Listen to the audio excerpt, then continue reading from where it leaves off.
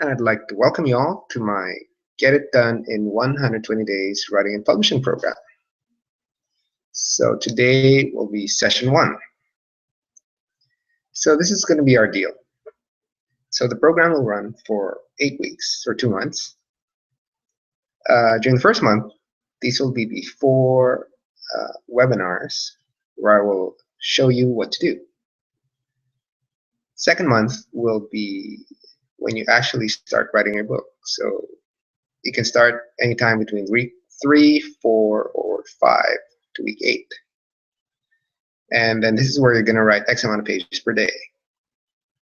So my suggestion is that you not try and be creative or reinvent the wheel. So writing doesn't have to be difficult. It's actually an easy process where all you have to do is simply plan and record for the existing knowledge and experience that's already in your head. All you have to do is simply offload all that info, put it onto paper, or computer in this case. So why do lots of people get stuck and never finish the book? Well, it's pretty easy. It's because they, somewhere along the way, try and edit or reorganize material in their book.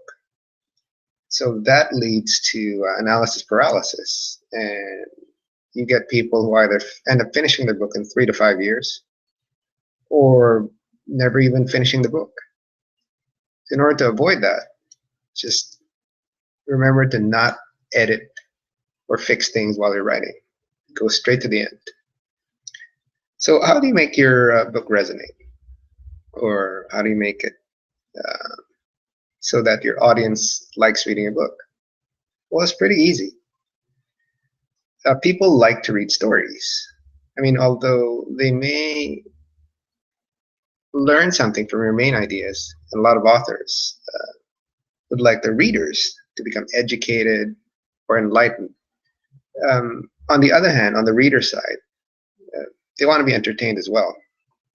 So the way to do that, to combine the education with the entertainment, is to put in as many stories as you can. In fact, I would recommend anywhere from 40 to 70% of your book should be stories that reinforce your main points or main ideas. Then your main idea should be between 30 to 60%. So this is going to be your first assignment. I'd like you to start spending the next 2 minutes writing down at least a dozen stories that you think will be included. So a lot of books have anywhere from 50 to 100 stories.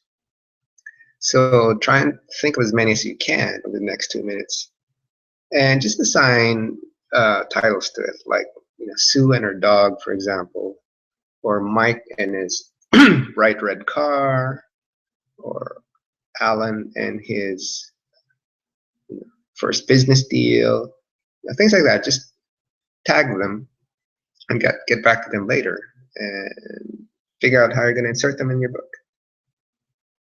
So you don't have to finish it now. You can put that aside for later. This is going to be one of several assignments that you have for session one. Okay, let's talk about the business side of your book. So why talk about that this early? Well, in my opinion, I think that to wait for your book to be done and then market it at that time is a little bit too late. In fact, someone I know just gave me a heads up that she had just finished her book. So I know that she had spent between 8 months to a year to do this, which is fairly fast, because that included first draft, editing, and then printing.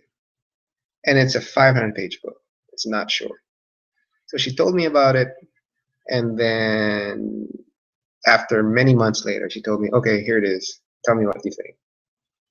So the problem with that approach is, she doesn't get me caught up in the excitement. When you're writing a book, it's almost like, not exactly like, almost like giving birth to a new project or business. In fact, well, a book is a business. And it's always beneficial or advantageous for you to let people know what you're about to do, to get them caught up in the excitement, because then they feel that they were part of the whole project. That's why you need to build your mailing list as early as you can and tell people what you're about to do. Right? Telling them after a fact, after you're done, it just there's no thrill anymore because you feel like, oh, okay, that's interesting, rather than, oh, I'm about to start writing my book. Maybe it can help me along the way. It gets people really caught up in it. So, what are the four types of parties or entities that you have to inform? Well, first is your ambassadors. These would be 400 to 500 of your closest friends. So many of them will end up being Amazon reviewers, as well as early buyers. And then second group will be endorsers. These will be people who will actually write the reviews at the back of your book. So typically, books have between 3 to 5 of those reviews. The difference between endorsers and ambassadors is that the review is probably 90% the same, except the endorsers, will have the go buy this book admonition on top of their message. That's really only the difference. So endorsers are just reviewers who encourage people to buy. Event organizers, who are these?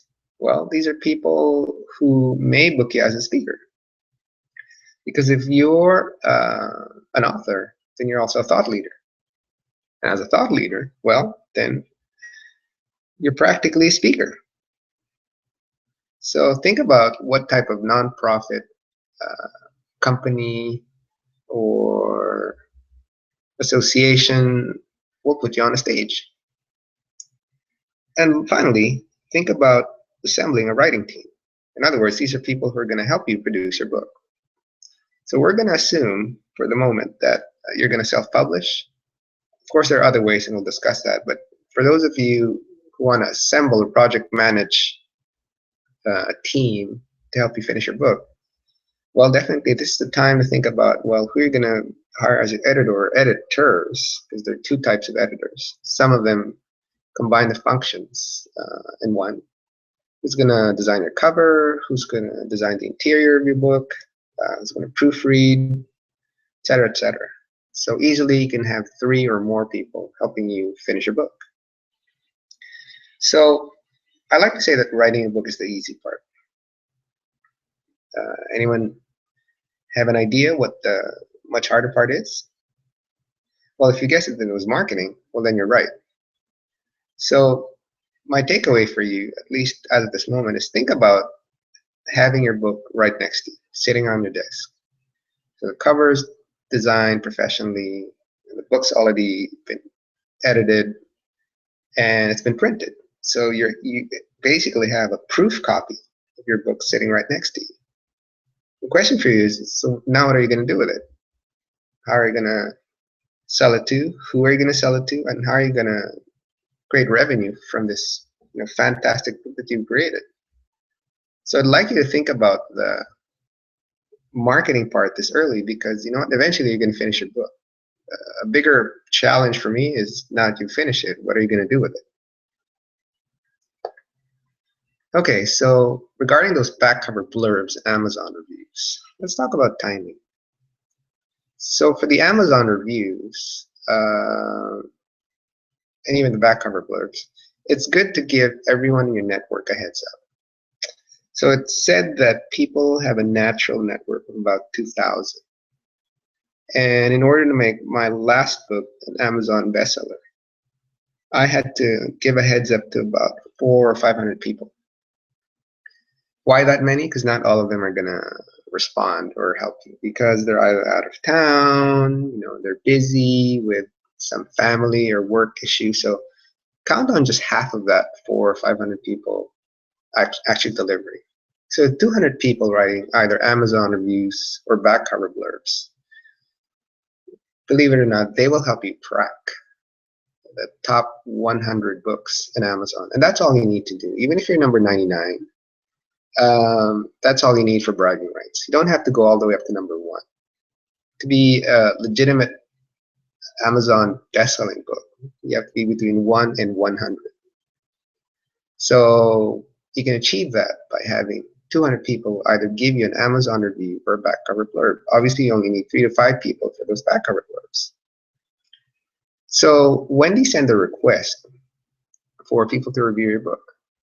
Well, typically, you let your Amazon reviewers You give them a copy probably about 6 weeks before release. Now, why is that? Well, everyone who reads your book will need about a month, 3 to 4 weeks, depending on the length. If it's 30,000 or less, then 3 weeks is fine.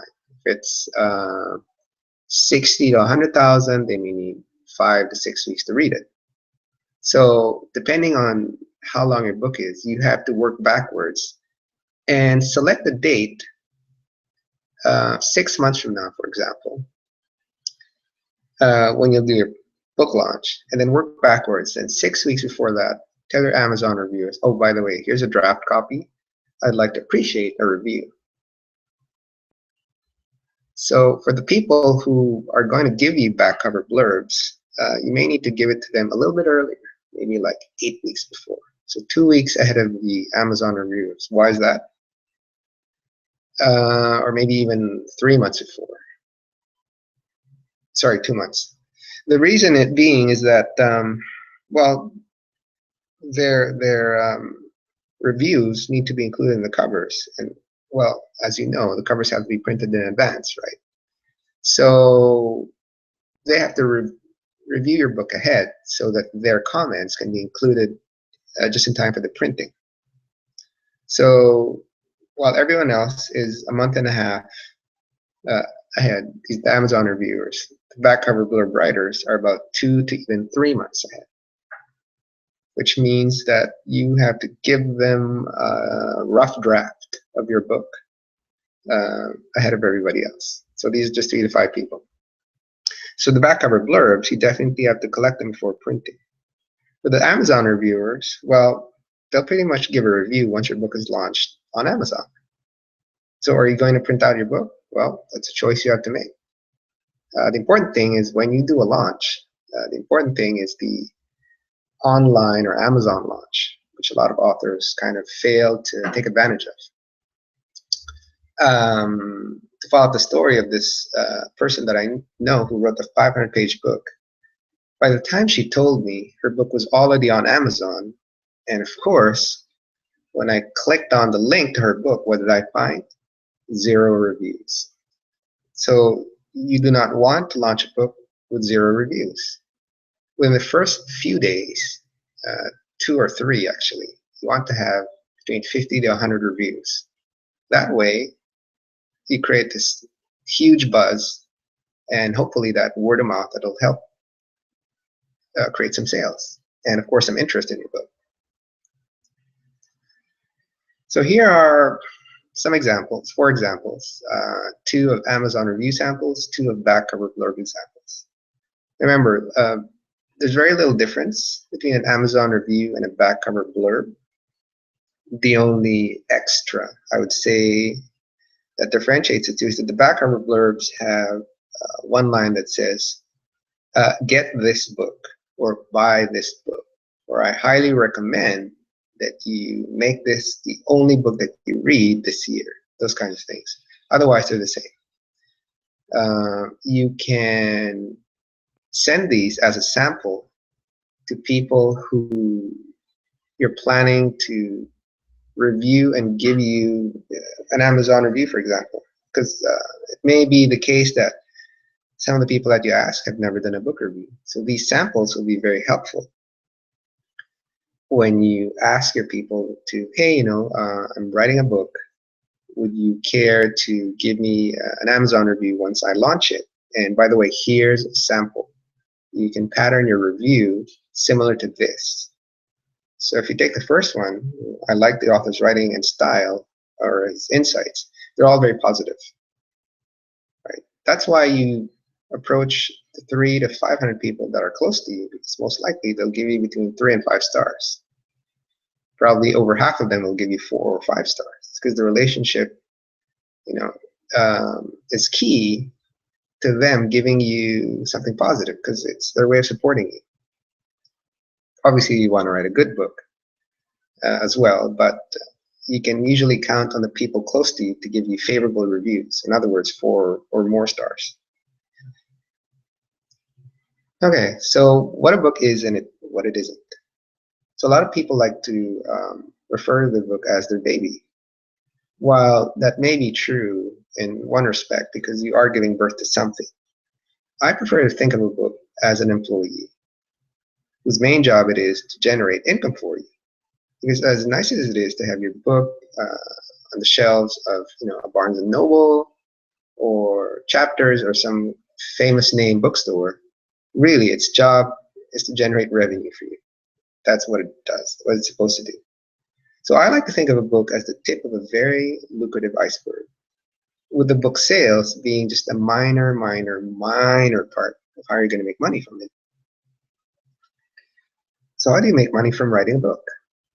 Well, one is by speaking. So here are 4 different things that a book can do for you.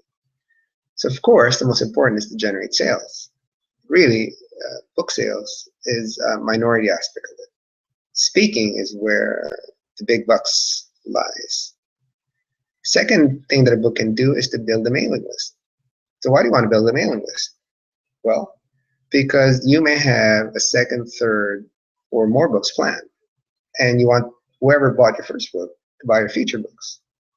Or if you're only planning to write one book, you may want to sell workshops, coaching, or consulting. And a mailing list helps to keep them informed about what else you have. Because the trend before used to be, write a book, sell a lot of copies, and forget about my audience. Now, we can't afford to do that anymore. The name of the game is trying to sell as many things to whoever bought your book. In other words, make your buyers ongoing customers. Third is to help you build your influencer list. So now that you're an author, that means you're also an influencer. And as an influencer, it would be probably a very good idea to meet other influencers who may or may not have written their own books and who also have mailing lists of maybe 1,000 or more people on their list. Because these are people who are going to actually help you build that word of mouth faster because they have those big lists. And as an author, you're now the go-to expert, right? So you wrote about your topic. So obviously people expect you to know a lot. And that's how your credibility goes up. It's by writing a book and then talking about it on a stage, preferably. Okay, so these are ways for you to monetize your book. I've put some concrete examples, or at least methods, where you can make up to 7 figures. So keynote speaking is easily the most lucrative and efficient. Why? Because for 1 or 2 hours of being on a podium or a stage, you can make $500,000 a year. So how does that work? So people like Bill Clinton, for example, people of that stature, they make easily $100,000 to $150,000 to speak just for an hour. People who have less fame, such as former generals or army leaders like Colin Powell, or even presidents who were presidents 20 or 30 years ago, like Jimmy Carter, they can still generate speaking fees of $25,000 and up. On the lower end of the spectrum, people who don't or who haven't written any books can charge $3,000 to $5,000 to speak for an hour. That's on the low part. Most of the speakers who are also authors charge anywhere between, excuse me, $8,000 to $12,000, or even $8,000 to $15,000. So taking a $10,000 figure, for example, for a 1-hour speech, let's say you speak once a week. So 1 evening a week for the next 50 weeks, because a year has 52 weeks. You speak for an hour. So 10,000 times 50, that's $500,000. So corporate training, what is that? Well, that's showing up for anywhere from half a day to 1 day and delivering a workshop or some kind of training to employees of a certain company. So that can run to from 3,000 for half a day to 5,000 for a full day. So let's just say you charge 4,000 a day, right? So you speak 1 day a week, say a Friday. So for the next 50 weeks, 50 times 4,000, that's 200,000, right? For speaking 1 day out of the week. So in addition to that $500,000 that you're making speaking 1 hour or one night per week. So some consultants, coaches, or thought leaders charge a little less to do workshops or programs that run anywhere from 1 to 3 days. So let's say you want to charge people a fairly small amount, 1,000 a day, which works out to less than $100 per hour. It's very reasonable, right? So let's say you do a 3-day workshop. That's $1,000 per day, so $3,000 for 3 days. So if you did that every week for the next 50 weeks, that's another 150,000 right there. So one-on-one consultation. So you could call this coaching, and a lot of coaches who don't have books, they charge between $100 to $150 an hour.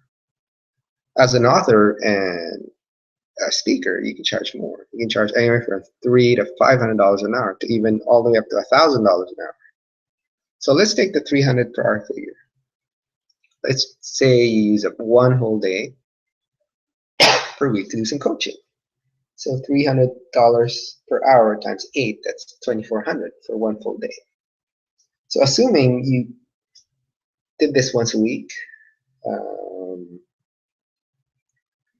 so there's 50 weeks again in a year with 2 weeks vacation. So $2,400 per day times 50 weeks, that's $120K.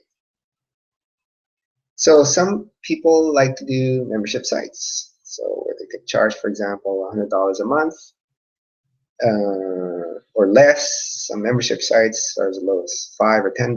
But let's just say you charge $100 a month for membership in your programs because you offer a lot of value.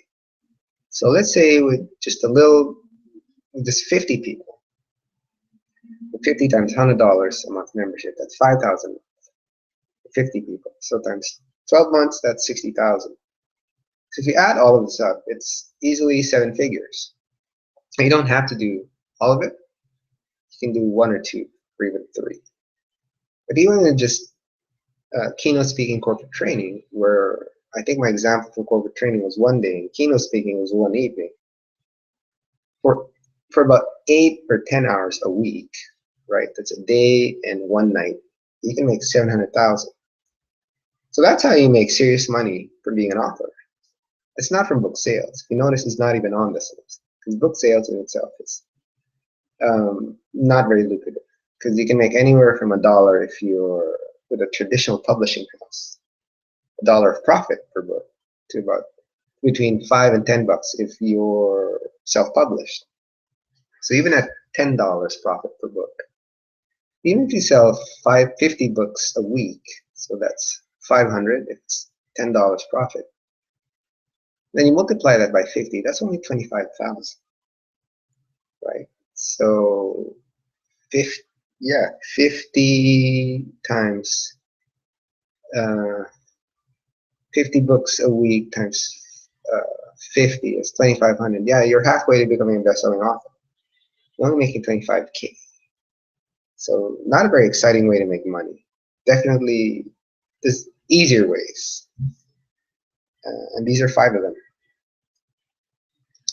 So that's why I like going wholesale versus retail, right? So retail to me is selling one book one at a time, like you would, t-shirts or cupcakes. So it takes a lot of efforts to sell books. Not only do you have to compete with 10,000 other titles that exist in any bookstore, it's one a piece at a time. So if you want to go to bestseller status faster, I recommend that when you do corporate workshops, you bundle or you include books into your program so that, for example, if you have to deliver a workshop to 100 people in one company, include 100 books. So if you did that once a week and sold 100 books a week, not through traditional channels, i.e. bookstores, but whenever you do talks inside companies, you'll get to 5,000 sales pretty fast by selling companies boxes of books. Obviously, you'll include that in your speaking fee, and you'll have a way less expensive time printing hundreds of books instead of 5, 10 at a time. So instead of spending $5 for example, printing a book, the cost goes down to $2 or $3. So you can almost practically give those books away because it's so cheap per piece because you're printing literally thousands of copies. And then you get bragging rights because you can say, hey, I've sold 3, 5, 10,000 copies of my book. But really what you've done is sold them in a more profitable and lucrative channel, which is corporate sales. That's how you get the bestseller, is corporate sales. Rather than retail, which is end user, meaning people going to a bookstore, that's a painful way to sell books. And as a corporate trainer or keynote speaker, you get the added bonus of charging several thousands just for an hour or a few hours of speaking. So how to build your fan base? So to get to 1 million fans, back in the day, probably 50 or more years ago, you literally had to sell retail. In other words, you had to sell 1 million books to get 1 million fans. But here's the difference now. You don't need those million sales anymore. Because not only is that a more difficult game, selling thousands and thousands of copies of books, all you need really now these days is a small base of really loyal or even rabid fans. So all you need really is 1,000 to 2,000 people. Because if 1,000 people are fans, that means they won't only buy your first book, they'll buy your second, your third, your fourth, your fifth, and so on and so forth. Books that you write. Not only that, they'll check out all your workshops, all your training, and even consider your coaching services. In other words, these 1,000 rabid fans will buy whatever you have. Not only that, they will tell 1,000 of their other friends. So if you multiply 1,000 rabid fans times 1,000 of the people in the network, that's how you get to 1 million. And that's why it pays to develop relationships with influencers, because influencers have mailing lists of 1,000 names or more. And they're always looking for things, programs, experts to promote, because that's how they make money. Because when they promote a program or something, then they get a referral fee or finder's fee or cut of the profits. That's also called joint venture. So to help you along to building that base of 1,000 fans, I usually like to recommend people writing their first book especially is to include a pop-up box like this, especially during the time that you're writing or making your book. Obviously, once your book is launched, you can leave that on for maybe another 2 or 3 weeks. Once your book is officially launched, then you can take up the pop-up books down. But while you're writing your book and you're creating excitement, let people know about your website. Let them know that you have a sign-up box where they can get a preview, which could be one chapter, right? That creates, again, some buzz, some excitement.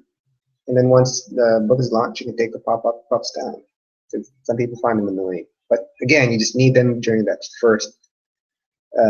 during that time period when you're writing a book till about 2 or 3 weeks after the launch. And then consider writing a monthly e-newsletter and or blog. I usually like to recommend to authors who are writing their first book especially to kind of document your journey. So once a week, blog about, this week I'm starting my book. And then until you finish it, because people like to read about that journey, because a lot of people actually secretly dream of writing a memoir that they'd like to leave to their kids. And they want to do it, but it's very hard to do. Not all of them are lucky enough to know how, such as you, because I'm teaching you. So a weekly blog, at least, during the creation of your book is useful. And then you can scale that back to once every 2 weeks or once a month. So you may want to consider having either a blog or an e-newsletter or both. And then again, with regards to those influencers who have names lists of 1,000 or more, I encourage you to meet a new one every week. Look in your own network of 2,000 people and find out who of those um, have names lists of 1,000 or more. I'm sure you'll find 2 or 3 or even more. Okay, assignment number 2. Try and connect with one influencer a week. So who do you know that are in your list? You'll probably find 3 or more. And then ask those influencers that you find in your network, well, who are the influencers that they know? So if they have a list, names list of 1,000 or more, they would easily know 5 or 10.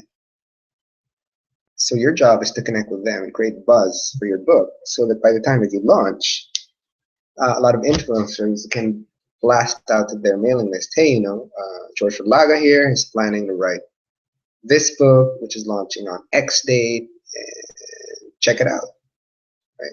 So what they're going to do, and that'll help even add more Amazon reviewers. That will get you to the 100 and 150 reviewers because they're going to blast it to their followers. Okay, so before you start writing, I'd like to think about your target audience. Okay, so what's the pain or frustration that you're solving? Okay, so this is going to relate to why you're writing your book. So you're writing your book to solve what? And in line with that, what's already out there? So very few authors will write about a topic that's never been written before. So most of the time, we're going to write about a book that's where there's probably 20 or more titles about it, probably even more. What's going to make your book stand out or be different is that you're going to have your own unique point of view or spin, right? That's what's going to differentiate you. So try and find out who your competitors are and then zero in on what makes you different. Okay, so why are you different from the 20, 30 or more titles that are out there? What unique point of view do you have? Okay, so this is the third exercise. I'd like you to seriously think about why you're writing your book and what makes you passionate about it. So here are 4 questions to help you. So one is, what gets you out of bed, right? What's your why? What would you do even if people didn't pay you? That's why it's your passion, right? Because you talk about it the whole day if you could, because it's a subject that's near and dear to your heart. Second, what's the change you want to make? How do you want people to transform or the world to change as a result of you writing your book? Okay, so if it helps, go back during the last 1 to 10 years for your motivation. Okay, what have you always wanted to write about? What were you dissatisfied with that you wanted to address? And if it helps, go back even earlier when you were a kid. What did you feel or observe about the world that you wanted to kind of make a change on or act on? So think about the last 10 years and your earliest years for motivation, if it'll help you find your why. And again, last but not least, how are people going to benefit? Okay, so they buy your book, they read it. What's that change that you want them to go through? What do you want them to do? What do you want them to think? Right? So this is all going to help you when people ask about why you wrote your book.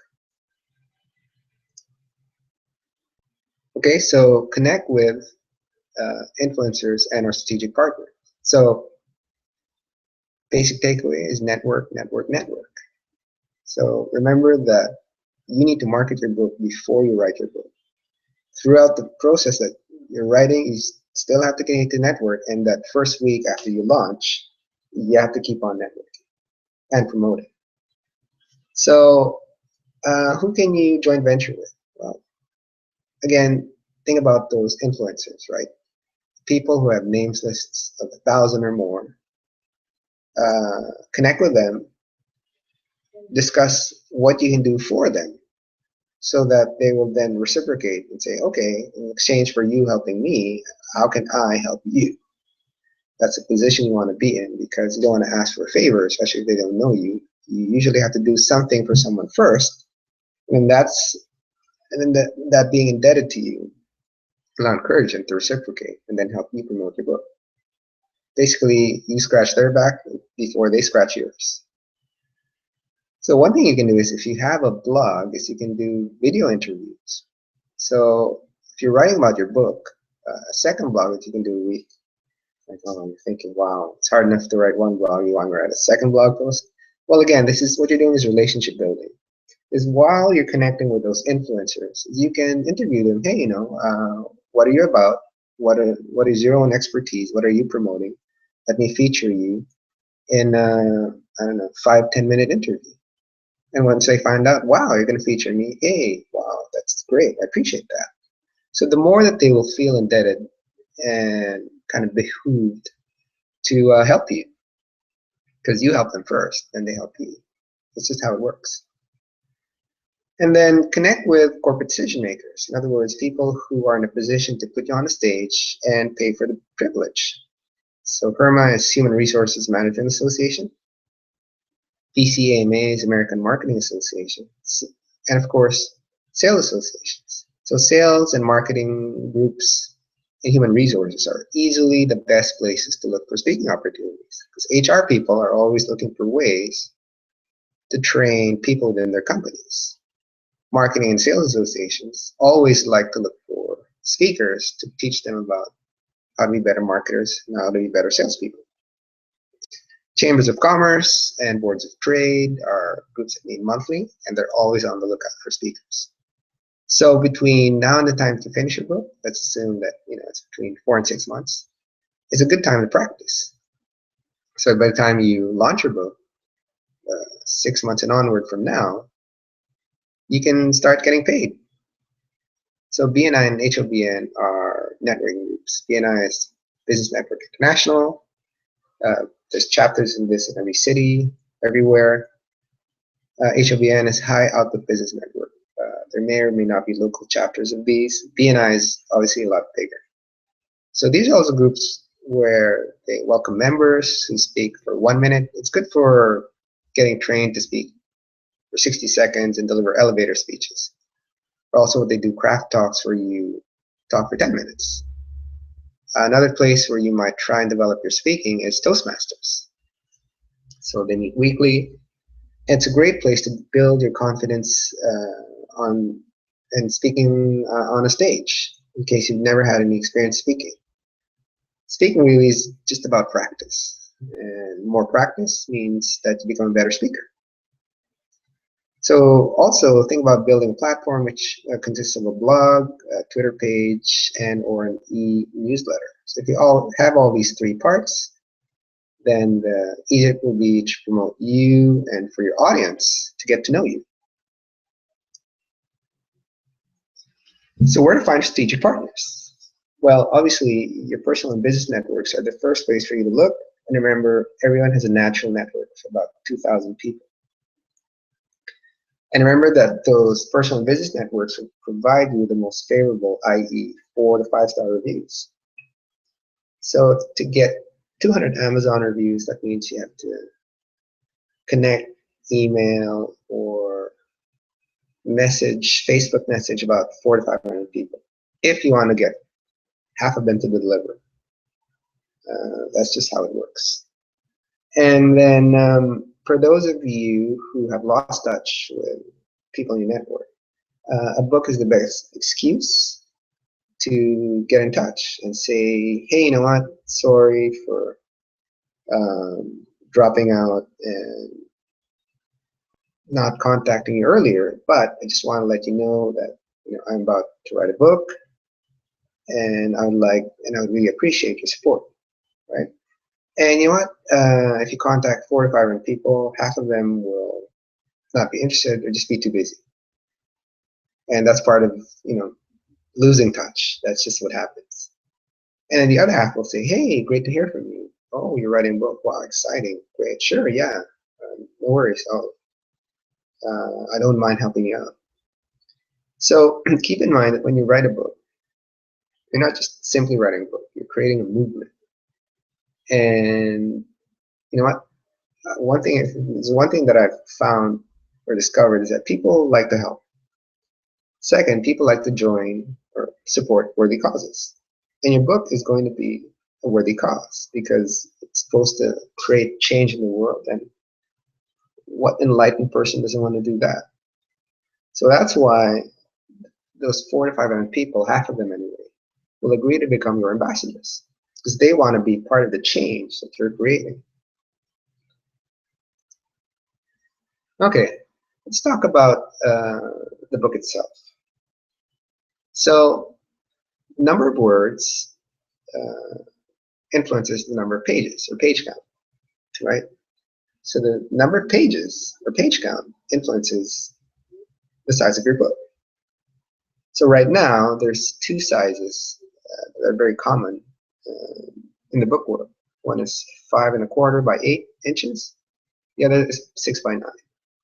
These are two industry sizes. So some of you that are going to write books that are 30,000 words or less will probably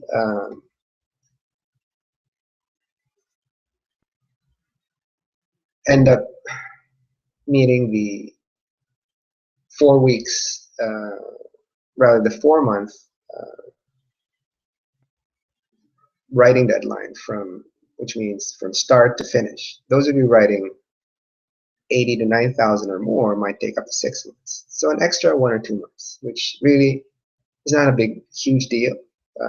I just want you to not go up to a year or more. So word count influences page number. So here are the ranges. So a lot of authors will start at 20,000, and that would be the bare minimum that I would recommend. In fact, I recommend that you write between 25 to 30,000. That way, you can come up with about 130 pages. 50 to 60,000 would be what you would call your average size book, and that would enable you to reach about 200 pages. 80,000 or more, that's when you go to 280 pages or even 300 pages and up, which for a lot of people is a huge commitment to read. So 25 to 30K would be recommended, and that would enable you to meet that 4-month start to finish deadline. Obviously, if your book is closer to 80 to 100,000, you may need a month or more. So a month or two, about a month or two extra to finish. So this is also what I've experienced after writing 4 books. The first draft usually becomes, in 90% of the time, becomes shorter, not longer. So expect to lose about 10 to 30% of the length. So if you have a 100,000 word book, you might lose, and that might go down to 70 to 90,000. So that's why if you want to reach 25,000 words, you might want to write a 30,000 word first draft, because you lose a lot of that in the editing, because as editors clean up or tighten up your work, usually there's a lot of duplication that happens. So in the book world, this is how it works. Your pricing is determined by the number of pages. It doesn't matter if you're writing a masterpiece like War and Peace. The price of your book is simply determined by the number of pages and the size of your book. So page count influences the size and the price. So really, publishers price your book based on how big it is and how thick it is, in other words. That's what it boils down to. It's never about the content. Okay, so let's talk about your team. So expect to pay about $3,000 to $5,000 on the low side. You can even make that less, and about $5,000 to $8,000 on the high side. So just to give you an idea, if you pay for an editor, that's the bulk of the work. That's anywhere from $2,000 to $6,000 for someone really competent, someone who knows what they're doing, not just some student or this person from the Middle East or Asia who is probably not going to do a super fantastic job. Proofreader is a little bit less expensive. They can be anywhere from $500 to $1,000. Exterior and cover designer, $2,000 is a bit on the high side. You might be able to get them for $1,500 or less. And printing is just that. If you print books, there's a cost to it. it's $5 or more per copy for less than 1,000 copies. Obviously, for printing 1 or 2,000 copies, then that cost goes down to $3 to $4 per book. If you're printing 5 to 10,000 books, then that cost goes down to about $1 something. So there are ways to save on these costs. I just want you to know that you incur certain costs the more people that you hire. So obviously, if your cousin or your best friend is an editor at a publishing house, wow, then they might be able to charge you much less, or maybe you can do barter. So it depends on how creative you can get, but I'm just saying that if you were to go out and hire professionals, this is the menu of cost that you're going to run into. So the more that you can find competent people, and I emphasize competent, to help you in kind of a barter or heavily discount situation, and the less you'll spend. So if you're in Canada, ISBN, remember, are free. And the US, on the other hand, is a whole different story. It's about 125, I believe, to get one ISBN, 125 US. So also remember that the bulk of what you're going to pay for is in editing. So that the less work you give to the editor, the lower your cost. So that's why I recommend to authors that they edit their work twice. One is before they start writing, and second is just after they finish the first draft. That way you pay $2,000 or less instead of $6,000 for an editor. And then if you're thinking of setting up a website, that's also something that's not included in this list of costs. And a lot of authors do have websites, and for good reason. It helps you to position you as an expert. And it also helps to feature reviews and to point people to where you want to buy. You may have a buy button on your website, or you may just lead them to Amazon. It's up to you. You can have a one-page website or a 5-page website. The less pages, of course, the less expensive. Okay, writing and budget allocation, best practices. So there's two types of editors. And one is a structural editor or content editor. So this is the bulk. So you can save 3,000 or more by heavily organizing your table of contents. When your table of contents is organized, then your material flows much more logically and your book is much more readable. You reduce editing costs by planning your book very carefully in advance. That way the writing is also easier. So I recommend that you edit the structure and the style of your first draft yourself before turning over an MS, a manuscript, to an editor. That way it's less cleaning for them to do. And if you can cut down or edit the material, regardless if it's 10 or 30% of yourself, instead of paying someone to do this, that's how you save on those all-important editing costs. As I mentioned, get someone you know who's a professional to either barter or give you a discount. And if you can pay installment, that's something maybe that they'll consider. And one of the ways that you can create covers for zero or very low charge is to use CreateSpace, which is a division of Amazon. And you might consider using their cover creator. Because again, you have to pay someone extra to just design your cover. One site that you can look at where you can find cheap contractors is Upwork.com. So you'll find workers from the US, Canada, Britain, Australia, and all other English-speaking parts of the world. I do recommend that you get editors from English-speaking parts of the world. I mean, even if people from India or the Philippines can do it, English is their second language. So they'll probably catch 90 to 95% of grammatical errors and stuff like that.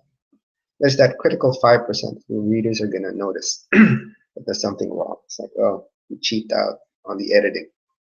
So I recommend editors from the English-speaking countries first, and then maybe the proofreading, yes, maybe it can be done cheaper.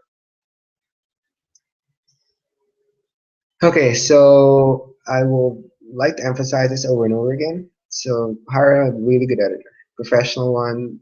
That's what they do. Not that's what they do on the weekends only. Uh, Try and find one within your own network and see if you can do a deal. Otherwise, then only then will you turn to Upwork.com. And I also recommend getting a cover professionally designed. A lot of graphic designers can do this for less cost than an actual professional cover designer, probably a quarter or a third. Just make sure that they know how to use InDesign, which is the book publishing software. And proofreading, you can even get for free and this is where getting several people works. In book publishing, the more people that read it, the more people will catch mistakes. And proofreading is an easy part. It's just catching misspellings, missing words, and all that. And you can get your friends to do that. Or if you want someone of a higher caliber, get some recent literature English graduates who charge you next to nothing, or will even do it for free if you buy them a beer, to check for your book mistakes. It's a very cost-effective way of doing it. And just remember that there's going to be waiting time spent. If you turn over your manuscript to an editor, it can take them as little as 2 to 3 weeks, sometimes 4 weeks if they're busy. And most professionals who are in demand, they have a existing stream of clients already. So that's why sometimes it'll take one editor 1 or 2 months because they're already working on a manuscript and then you're just in line. And if you do end up that you have to write a second draft, then the editing is faster in this regard because it's just minor work. And hopefully I hope that none of you reach third draft, and if you are too much of a perfectionist, that'll take even longer, a week or less.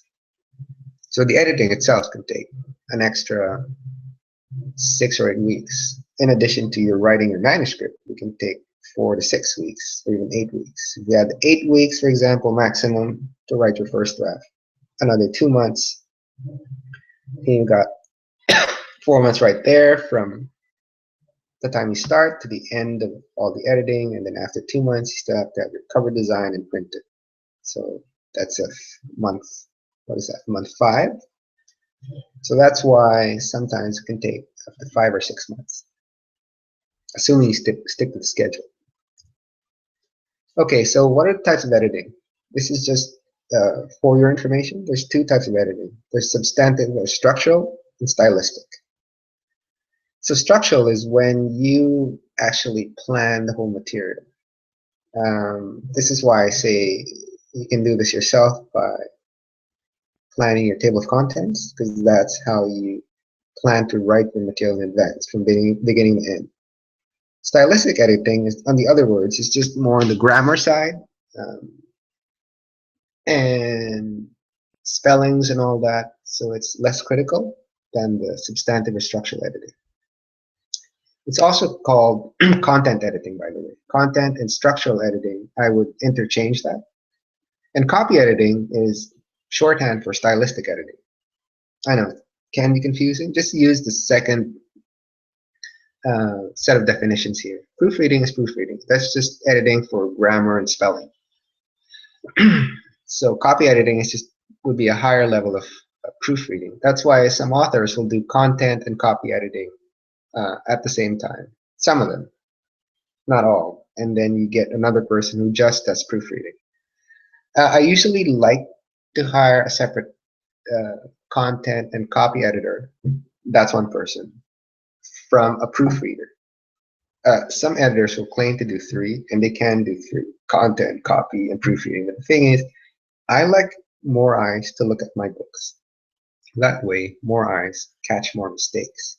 If it's just one person, you probably have been in a situation where you've been looking at a document 10, 20 times, and still you miss certain misspellings or grammatical errors. That's what happens when you look at your own work. That's why it pays to get a second, third, fourth, and fifth person, especially in the book writing world, to look at your manuscript. That way, more people can catch more mistakes. So I would recommend at a minimum 2 people, one for the editing, content, and copy, and another person for the proofreading. But for the proofreading, I'll actually get 3 or 4 people. Because if it's been content edited and copy edited, then the proofreader really is just doing minor work.